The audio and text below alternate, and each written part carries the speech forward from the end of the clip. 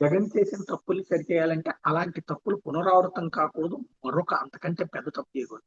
పట్టాదారు పాస్ పుస్తకాల్లో జగన్ చేసిన తప్పు ఏంటంటే రీసర్వే చేసి ఇచ్చేటటువంటి ఆ పాస్ బుక్లకు సంబంధించిన దాంట్లో తన ఫోటో వేయించుకున్నాడు అన్నటువంటి.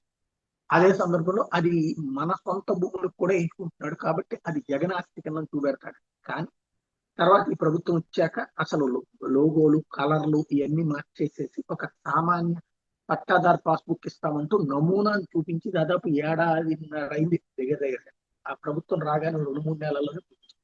కానీ ఇవాటికి కూడా పట్టాదారు పాస్ పుస్తకాలు లేవంటూ వేలకి వేలు లంచాలు తింటే మాత్రం ఇస్తున్నారు అధికార యంత్రాంగం. దాన్ని ఇప్పుడు అదే హైలైట్ చేసుకొచ్చింది సాక్షి.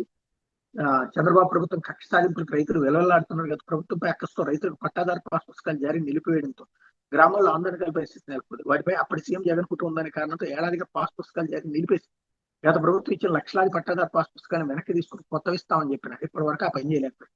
పాస్ పుస్తకాలు లేకపోవడంతో బ్యాంకు రుణాలు తీసుకునేందుకు రైతులు ఇబ్బందులు పడుతున్నారు. ఎందుకంటే భూమి ఉందో నిరూపించిన ఏకైక ఆధారం పాస్ పుస్తకాలు.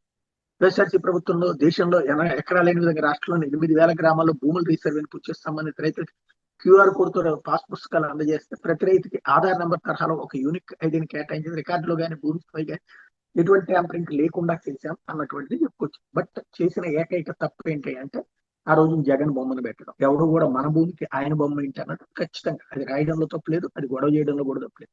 ఇప్పుడు కొండ నాలికకి మందు వేస్తే ఉన్న నాలిక ఊడినట్టు ఇప్పుడు పరిష్కరించడం పోయి కొత్త సమస్య పుట్టుకొచ్చింది.